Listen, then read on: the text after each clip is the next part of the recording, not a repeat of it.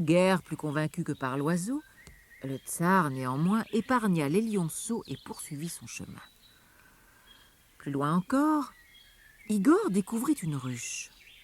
Comme sa faim devenait vraiment insupportable, il décida d'emprunter aux abeilles quelques-uns de leurs rayons de miel. Mais quand il voulut passer à l'action, la reine des abeilles s'écria « Je t'en supplie, tsar Igor, ne touche pas à notre miel. Mes fidèles ouvrières t'en récompenseront. » De plus en plus perplexe, le jeune homme cependant obéit. À la limite de l'épuisement, il finit par atteindre la rivière de feu. Il tira alors de sa poche le mouchoir du géant, exécuta 3 moulinets vers la droite et, à sa grande stupéfaction, un magnifique pont de pur cristal enjamba aussitôt les flammes. À ses pieds, Igor entendait celle-ci gronder furieusement, mais il franchit l'obstacle sans encombre. Parvenu ensuite à l'humble cabane de la magicienne, il se présenta. « Je suis le tsar Igor, dit-il à la vieille, qui ne semblait nullement surprise de son arrivée. « Je suis venu te trouver, car je souhaiterais un cheval aussi rapide que l'éclair. »« Hé, tu n'es pas le seul, » ricana la sorcière. « Tu ne penses tout de même pas qu'il suffit de le demander pour l'obtenir. Non, mon cher, un cheval comme celui-là, il faut le mériter. » Elle le fit alors entrer en marmonnant dans sa chaumière. Puis elle ajouta d'un air sarcastique « Si tu réussis à surveiller mes chevaux dans la prairie pendant 3 jours sans les laisser s'échapper, l'un d'entre eux sera à toi. Mais s'il en manque un seul, je te trancherai la tête. » Igor accepta le marché, car il ne lui semblait pas présenter de bien grandes difficultés. Et tandis qu'il dévorait avidement le repas que la vieille lui avait préparé, il rêvait déjà au moment béni où il fuirait avec son épouse bien-aimée sur un cheval plus rapide que celui de l'horrible géant. Le lendemain, le tsar conduisit, comme prévu, les 3 coursiers de la sorcière dans la prairie. Mais il venait à peine d'y arriver que les chevaux se séparèrent et filèrent chacun dans une direction différente.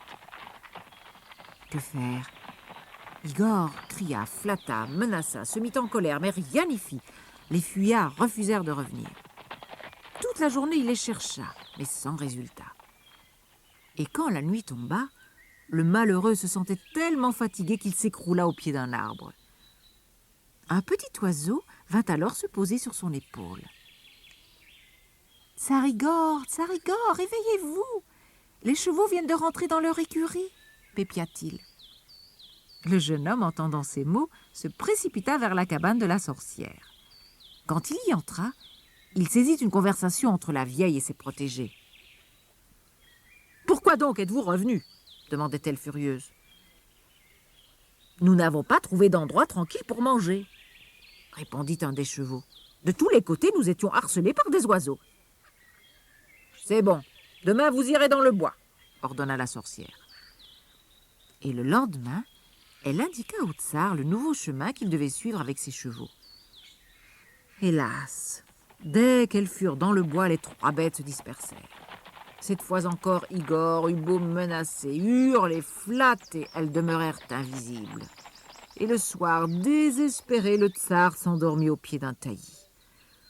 Cette fois, il fut réveillé en sursaut par le rugissement d'une lionne. « Tsar Igor, lui disait-elle, vite, debout, les chevaux ont regagné leur écurie. » Incrédule, Igor retourna vers la cabane où, en effet, il entendit la vieille sorcière s'adresser à ses bêtes sur un ton plein de reproches. Mais ces dernières protestèrent. « Il nous était impossible de rester dans le bois, car des lions nous attaquaient de toutes parts. Ils nous auraient rapidement dévorés. » Les pauvres chevaux en tremblaient encore. « Dans ce cas, demain, vous irez sur la plage, » décida la sorcière. Et le lendemain, le tsar fut obligé de conduire ses chevaux sur le rivage. Une fois arrivés sur la grève, les 3 animaux plongèrent dans les vagues et y disparurent immédiatement. Affolé, Igor ne savait plus à quel saint se vouer. Les chevaux allaient se noyer. Que faire dans ce cas? La sorcière serait furieuse. Elle le tuerait et il n'aurait plus aucun espoir de revoir un jour son épouse. Désespéré, il s'assit sur le sable où il s'endormit. Quand la nuit vint, il fut tiré de son somme par un bourdonnement infernal. Une abeille le harcelait. « Tsarigor, entrez vite! Les chevaux sont tous sains et saufs dans l'écurie !» À toute vitesse, le jeune homme courut vérifier ses dires, et il arriva juste à temps pour entendre un des chevaux raconter à la sorcière qu'un essaim d'abeilles les avait chassés de la plage et rabattus vers leur logis. Cette nuit-là, pendant que sa geôlière dormait, Igor sortit un des coursiers de l'écurie, sauta sur son dos et s'enfuit le plus vite qu'il put. Arrivé à la rivière de feu, il sortit de nouveau de sa poche le mouchoir du géant, le fit tourner par 3 fois vers la droite et traversa sans incident le pont de cristal qui s'était reformé. Mais la sorcière, éveillée par le bruit du galop, s'était lancée à sa poursuite. Le tsar reprit aussitôt son mouchoir magique et refit 3 moulinets vers la gauche, cette fois. Aussitôt, alors que la sorcière se trouvait encore au milieu du pont, celui-ci se brisa en 10 000 éclats scintillants. Et la magicienne disparut dans les flammes de la rivière de feu. Ensuite, il ne fallut plus longtemps au jeune tsar pour retrouver le château du géant. Comme toujours, la tsarine attendait à la fenêtre. Dès qu'elle l'aperçut, elle se précipita dans ses bras. « Nous ne nous quitterons jamais plus », murmura tendrement Igor à son épouse retrouvée. « Même le cheval blanc du géant ne pourra pas nous rattraper cette fois, ajouta-t-il. Viens !» En moins de temps qu'il ne faut pour le dire, le rapide coursier de la méchante magicienne ramena enfin les 2 époux chez eux. La tsarine avait déjà oublié la fatale curiosité de son cher Igor, et ce dernier avait bien compris la leçon. Après avoir réuni leurs royaumes respectifs, ils régnèrent avec sagesse et bonté, si bien que Marina n'eut plus aucun besoin de faire la guerre. Quant au géant, fou de chagrin, il s'enferma dans son château et on ne le revit plus jamais. L'oiseau bleu. Jadis, régnait sur la France un grand roi qui possédait de vastes terres et de grands coffres bien remplis. Pourtant, il n'était pas heureux. Sa tendre épouse venait de mourir et le veuf inconsolable était resté seul avec leur petite fille qui s'appelait Florine. Après 6 mois, il décida enfin de se remarier. En agissant ainsi, il ne faisait qu'obéir aux souhaits de son peuple qui réclamait une nouvelle reine. Au début, sa seconde épouse, qui était veuve aussi, sembla convenir parfaitement. Mais très vite, elle se révéla jalouse et méchante autant qu'égoïste. Cette femme avait elle-même une fille, nommée Truitonne, car son triste visage était tacheté comme la peau d'une truite. En fait, cet enfant, que sa mère gâtait outrageusement, était aussi affreuse que mauvaise. Mais chaque fois que la reine avait sous les yeux la douce Florine, laquelle possédait en revanche une beauté à couper le souffle, elle ruminait « L'époux de ma fille sera plus riche et plus beau que celui de cette gamine. J'y veillerai. » Et pour favoriser son dessein, elle invita tous les nobles des pays voisins. Le premier à se présenter au château fut le roi charmant, un superbe jeune homme qui, pour ne rien gâcher, était aussi le plus riche de tous. À cette occasion, la nouvelle reine fit confectionner pour Truitonne une série de toilettes magnifiques. Au contraire, le matin de l'arrivée du jeune roi, Florine ne trouva plus dans ses armoires que de vieilles robes toutes fripées, et lorsqu'elle voulut prier les couturières de lui en faire d'autres, celles-ci lui répondirent que la reine leur avait expressément interdit de travailler pour elle. Florine comprit alors que sa marâtre avait veillé à ce que sa véritable fille soit la seule à pouvoir briller devant l'illustre invité. Désolée et honteuse, elle eût voulu demeurer toute la journée seule dans sa chambre, mais son père, inconscient du petit drame qui se jouait, insista pour qu'elle fût présente lors de la visite du souverain. Cependant, en arrivant au château, le roi charmant eut envie de prendre la fuite. Jamais il n'avait vu de jeune fille aussi laide que Truitonne, et la façon dont celle-ci s'accouterait n'améliorait rien. Après les présentations, il bavarda un peu avec elle par politesse. Mais au bout d'un quart d'heure, il s'ennuyait déjà à mourir. Jetant un coup d'œil indifférent sur la brillante assistance qui emplissait les salons du palais, il y découvrit soudain Florine dissimulée dans un coin. Il se précipita aussitôt vers elle et s'enquit gentiment. « Pourquoi cherchez-vous ainsi à vous cacher ?» Florine, en rougissant, lui répondit timidement.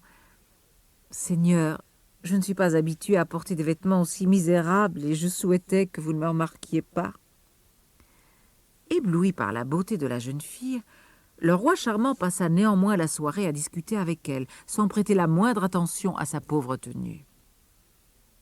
La reine, à cette vue, trépignait de rage, tandis que sa fille se désespérait de jamais pouvoir triompher d'une pareille rivale. Le soir, la méchante femme se plaignit amèrement à son époux. « Je trouve que le roi charmant accorde bien trop d'attention à Florine.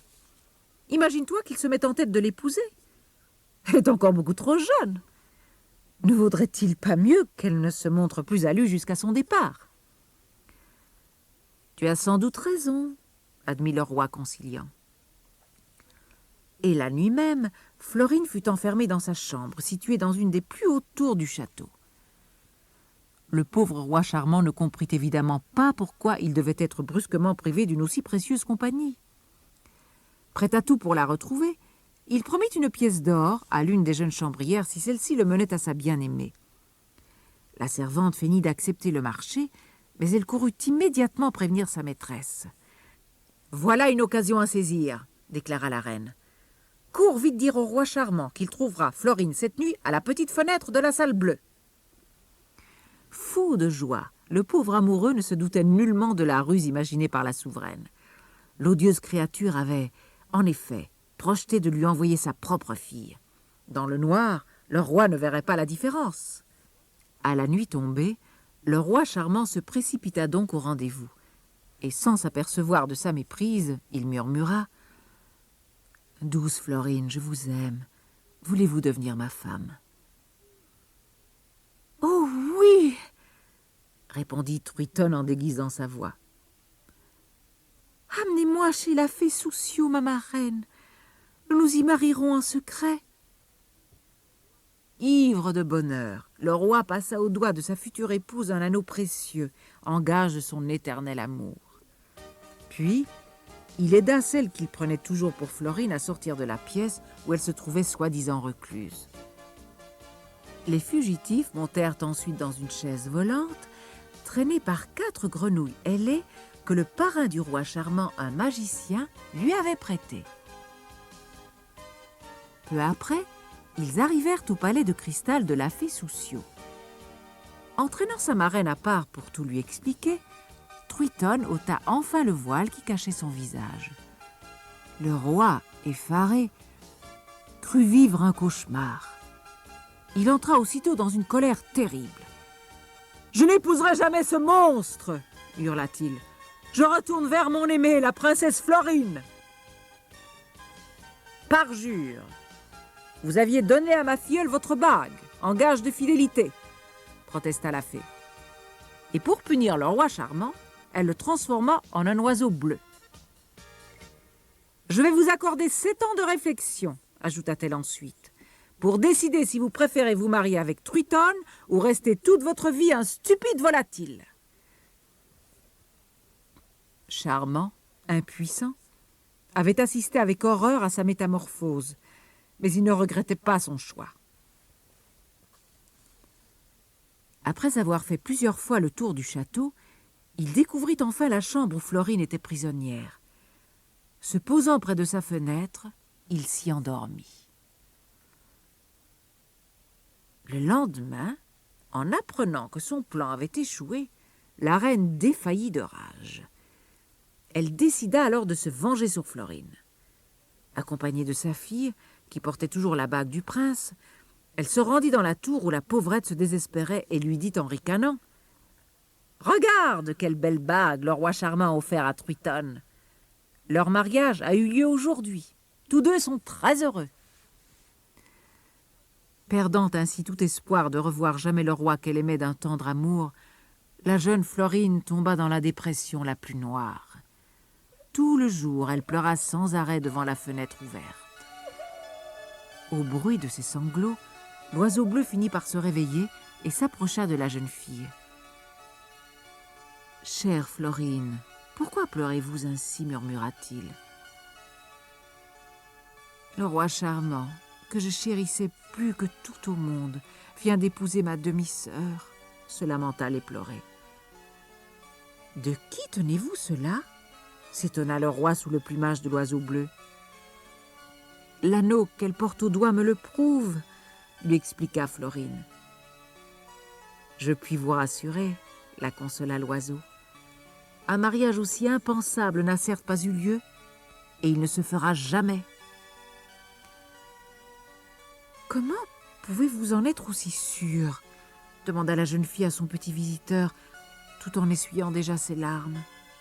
« Parce que je suis leur roi charmant, » avoua alors l'oiseau bleu. Florine, éberluée, mit quelque temps à croire à une histoire si extraordinaire. Et quand enfin elle dut bien se rendre à l'évidence, elle ne sut pas si elle devait rire ou pleurer. Après une longue nuit de tendre bavardage, les deux jeunes amoureux se sentirent cependant déjà beaucoup moins malheureux. À partir de ce jour, l'oiseau bleu vint chaque soir se poser près de la fenêtre de sa douce amie. À l'aube, il retournait ensuite dans son nid, caché dans un arbre creux dont seule Florine connaissait l'emplacement. Pendant ce temps, Truitonne devenait de plus en plus enragé. Aucun seigneur ne voulait l'épouser. Mais tous, en revanche, demandaient des nouvelles de sa radieuse demi-sœur. « Je n'y comprends rien !» fulminait la reine. « Cela fait des mois que cette petite peste est hors de nos pieds et elle parvient encore à nous mettre des bâtons dans les roues. Je commence à croire qu'elle écrit en cachette à tous ces bonnets. »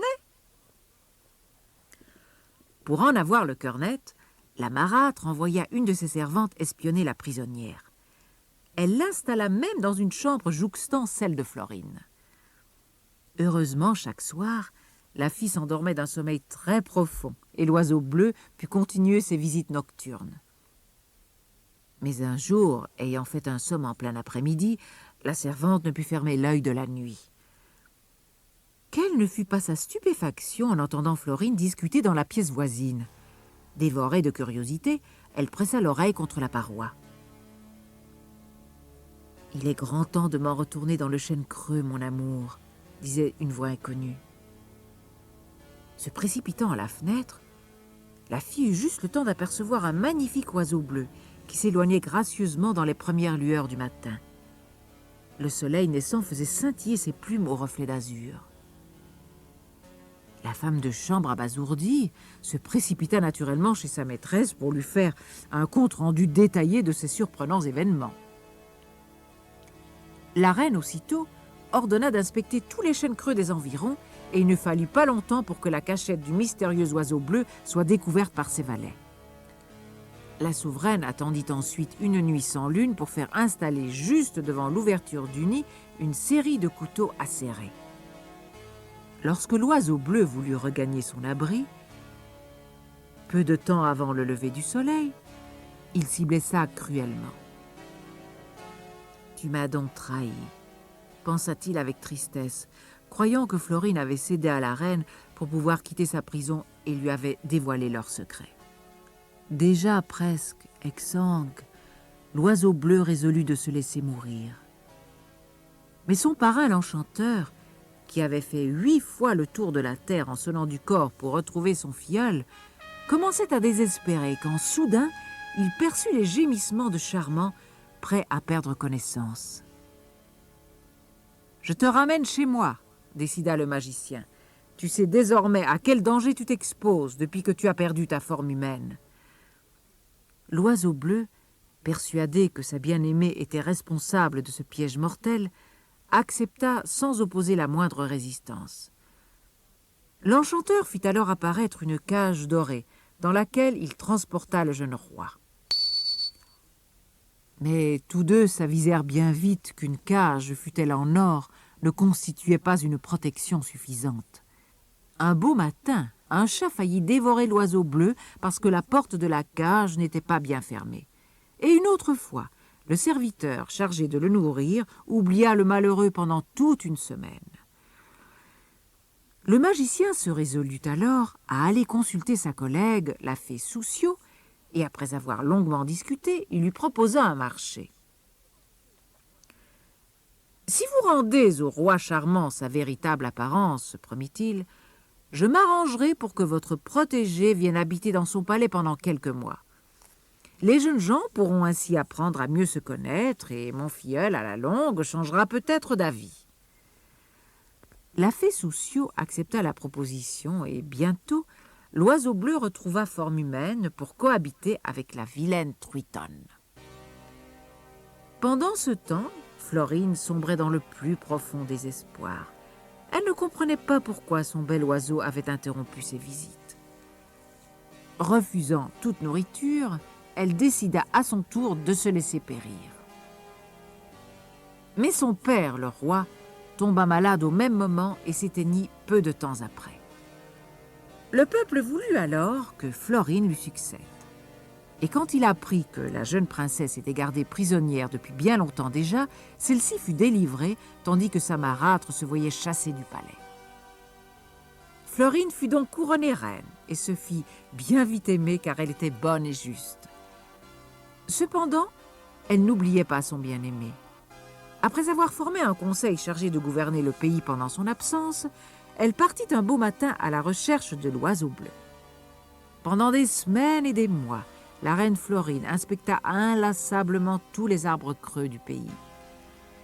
Bientôt, ses semelles s'usèrent, tandis que ses vêtements devenaient de plus en plus souillés. Sa peau était abîmée par les intempéries et sa belle chevelure blonde ne brillait plus comme avant.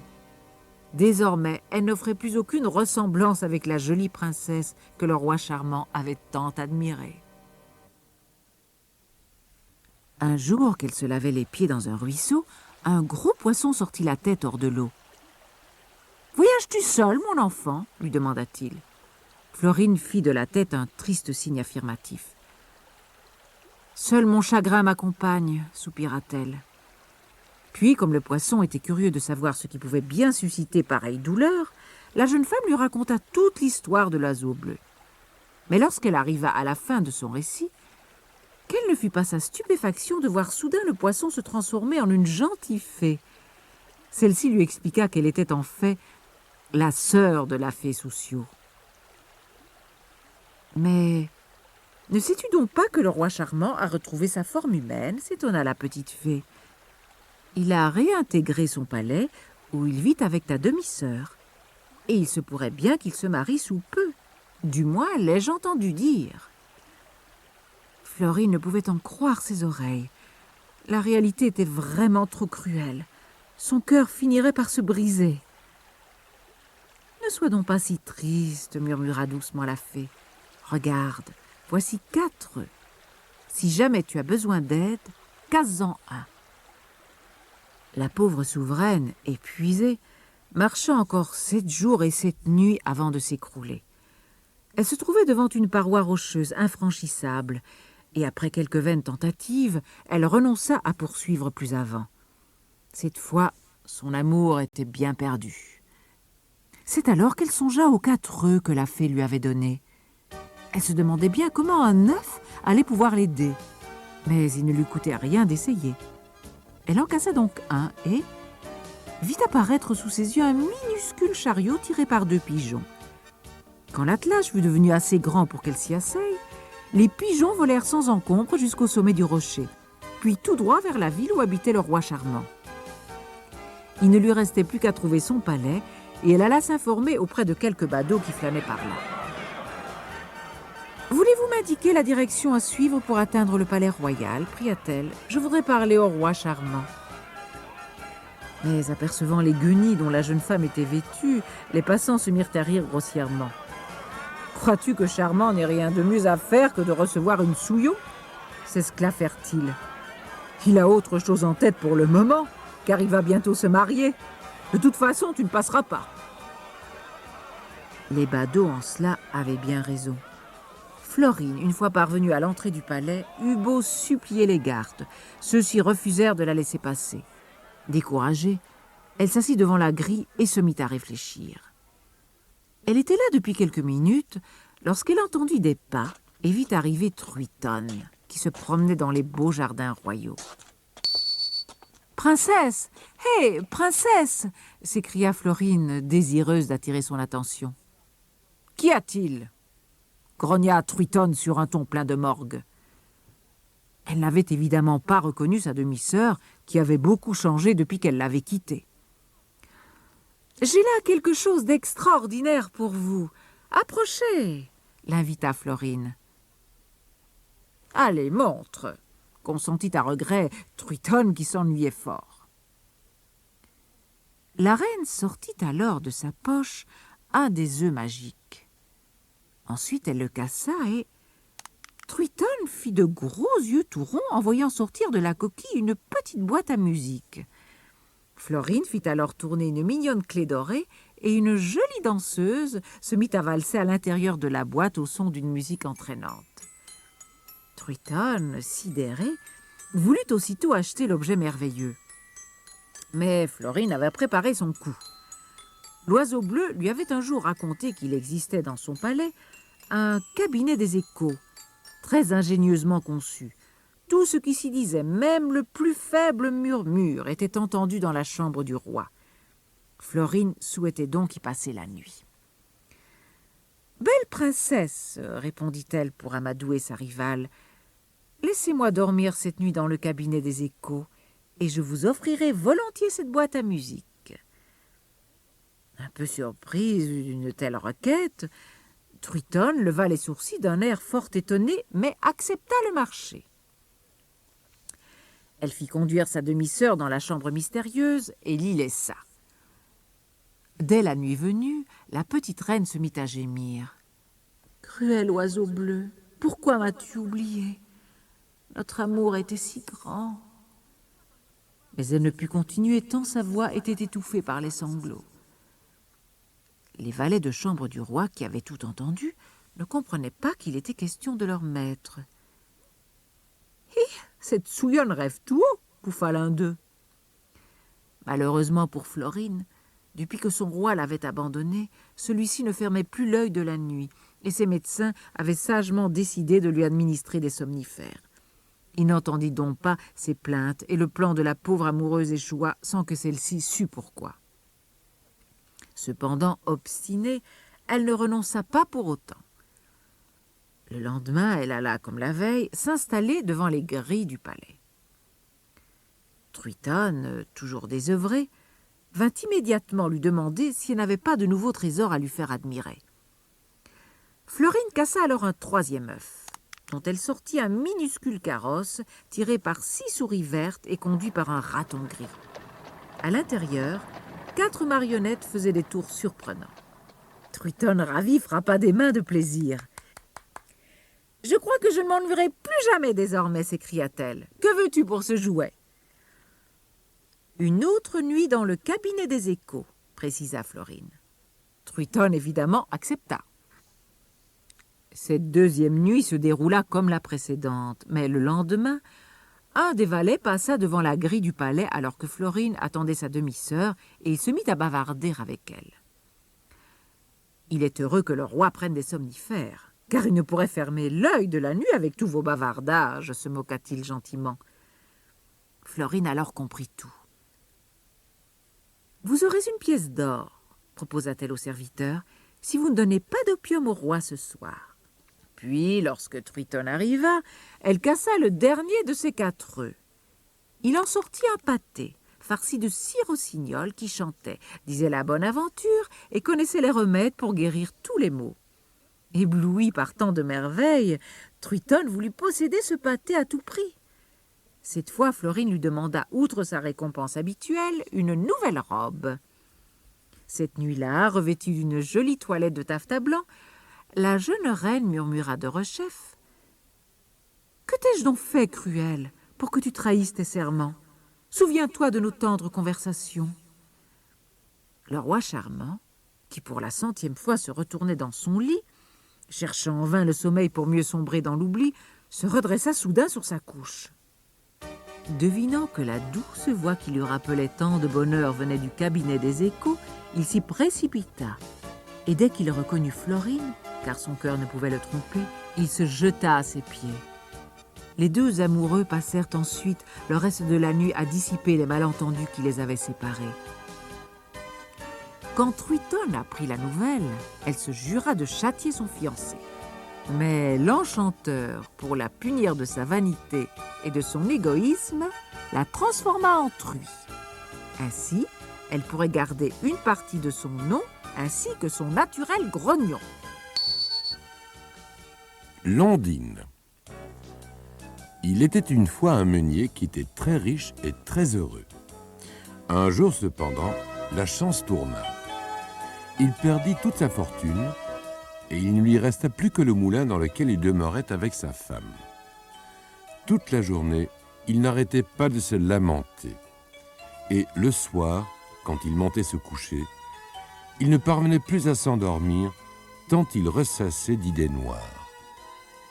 Un matin, éveillé encore plus tôt que d'habitude, il décida d'aller se promener dans l'espoir d'oublier ses soucis quelques instants. Perdu dans ses pensées, il longea la rivière au bord de laquelle son moulin était installé. Soudain, malgré le fracas de l'eau, il entendit distinctement monter de celle-ci un bruit étrange. Scrutant la surface, il aperçut tout à coup une très belle femme aux immenses cheveux de jais. « La nymphe de la rivière !» s'effara le meunier.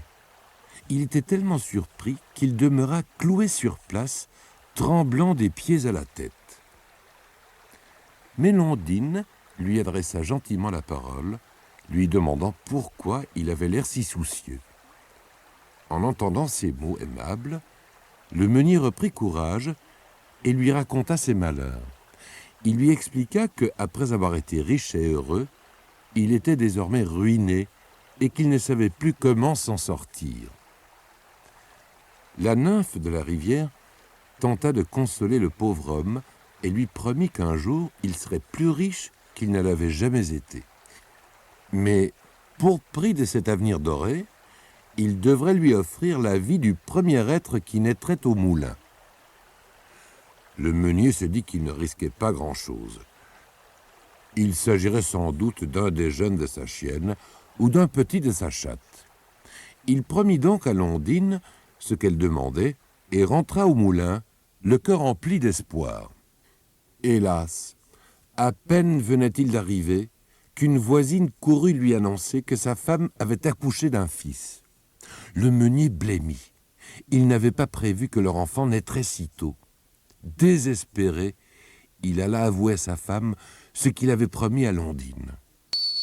« Oh, si seulement je pouvais donner toutes les richesses promises en échange de notre petit garçon, gémit-il. » Mais personne ne pouvait l'aider. Le seul conseil que les villageois purent lui donner fut de veiller à tenir son fils loin de la rivière.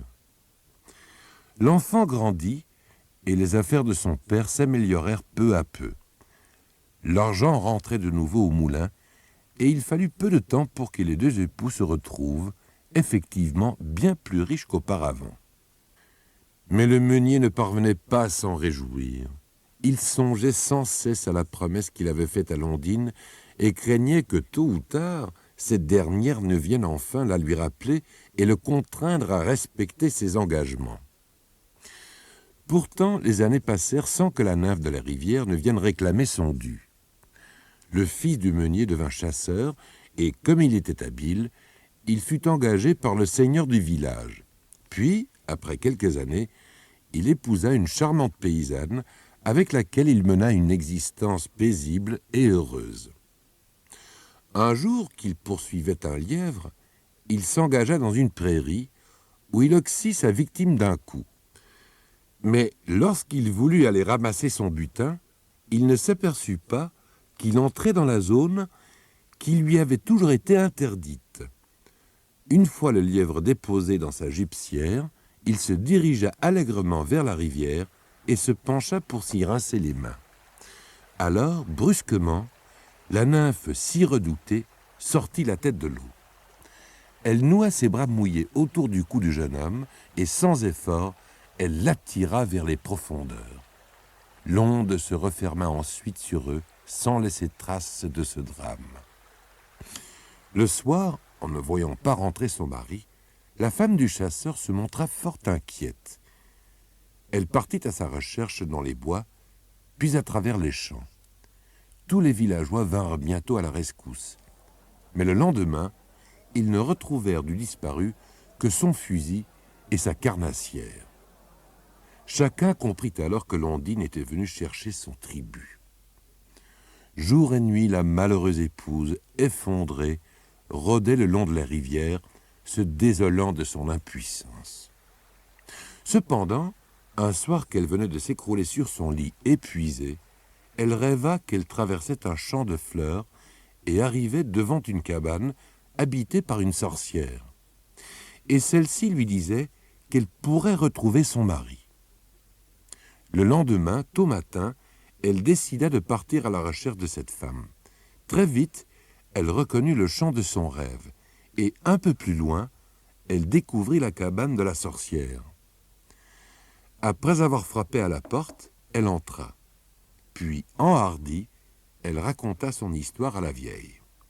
« Quand la lune sera pleine, va-t-on au bord de la rivière, » conseilla cette dernière. « Là, tu peigneras tes longs cheveux noirs avec ce peigne d'or. Ensuite, tu poseras ce dernier sur la rive. » Et, ce disant, elle lui remit le bel objet précieux. La femme du chasseur remercia très chaleureusement la sorcière et lui donna tout l'argent qu'elle portait sur elle. Puis, elle rentra dans son logis. Là, elle attendit impatiemment que la pleine lune apparaisse. Lorsque la nuit choisie arriva enfin, elle courut à la rivière et, comme prévu, peigna longuement ses cheveux avec le beau peigne d'or avant de déposer celui-ci sur la rive. Aussitôt, l'onde se mit à tourbillonner et une énorme vague vint se briser sur la berge, emportant le peigne avec elle.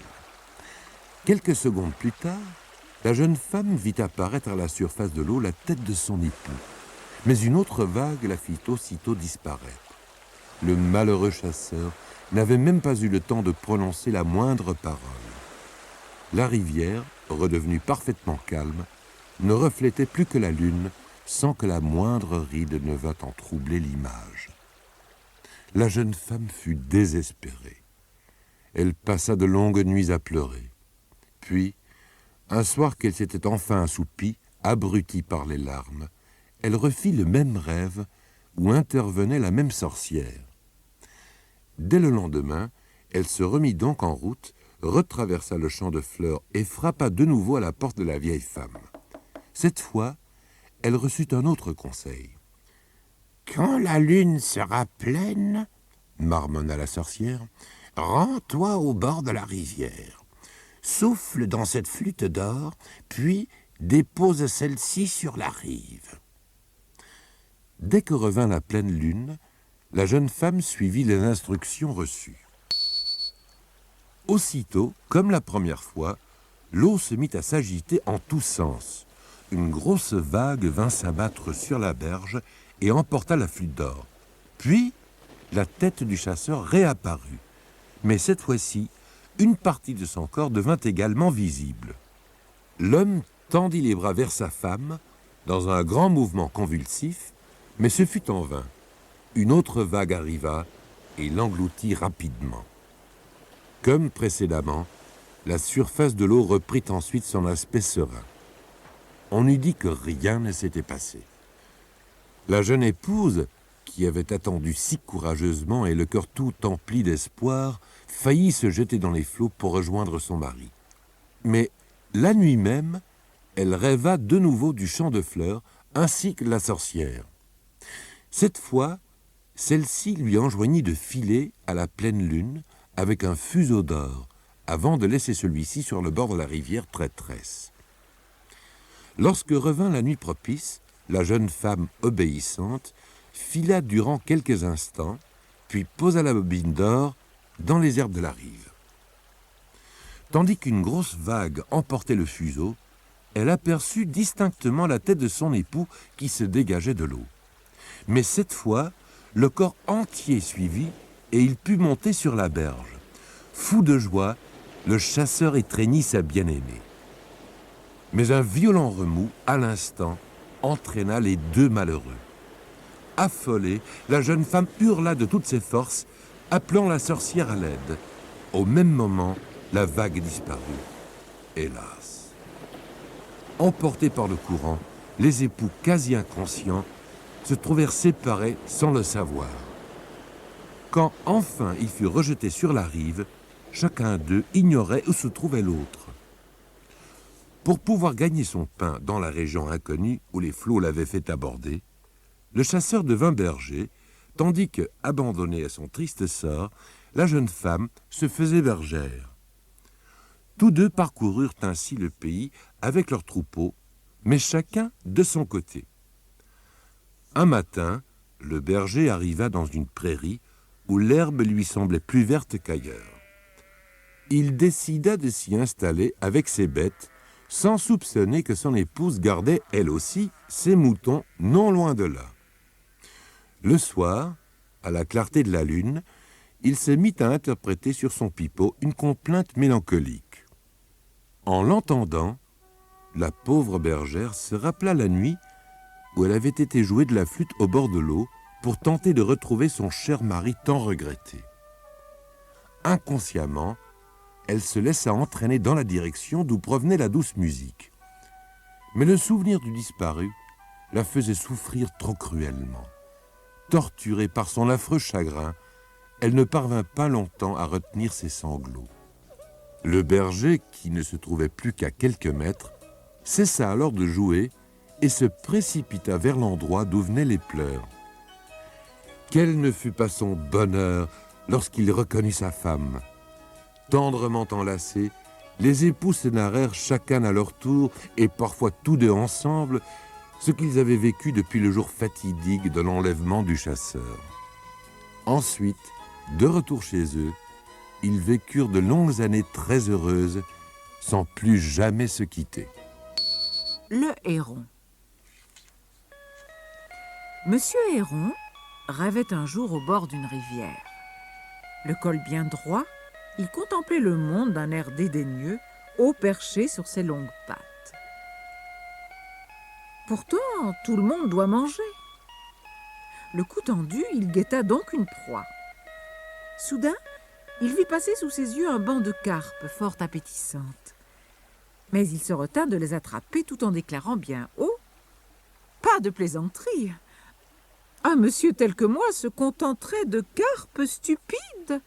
Non, il me faut bien mieux. » Et le vaniteux animal alla voir un peu plus loin. Ce faisant, il rencontra sur son chemin un second héron. Tous deux se saluèrent courtoisement et discutèrent un moment de la pluie et du beau temps. « Comment avez-vous trouvé la fête organisée en l'honneur de mademoiselle Cigogne ?» demanda le premier. « Ennuyeuse, soupira le second. Et la nourriture? Si au moins on avait servi de beaux brochets. Tenez, comme celui qui passe là. » Et d'un coup de bec précis, le second héron happa le poisson. « Je crains que ma vue ne baisse, » se lamenta monsieur Héron. « Je n'avais point vu ce brochet. » Et il attendit quelques instants dans l'espoir que son congénère lui proposerait de partager son repas. Mais l'autre, fort indifférent, ne faisait déjà plus attention à lui. « Bon appétit !» lui souhaita pourtant monsieur Héron avant de s'éloigner, l'air hautain. Mais tout en continuant à descendre la rivière, il pensait « Cet oiseau ne doit pas être de haute naissance. Du brochet. Il n'y a guère que les manants qui se nourrissent de la sorte. J'aurais dû m'informer de ses antécédents avant de lui adresser la parole. J'espère en tout cas que nos chemins ne se croiseront plus. Bon, maintenant mettons-nous en quête d'un saumon ou d'une anguille. Voilà des poissons dignes d'un seigneur. » Mais il y avait bien longtemps que saumons et anguilles avaient déserté la rivière, polluée par les gens des villes. Le héron attendit patiemment qu'un de ces mets délicats passe à sa portée, mais sans résultat. Le soir, l'estomac dans les talons, il décida de faire une croix sur sa dignité. Il se contenterait pour une fois d'un butin moins aristocratique.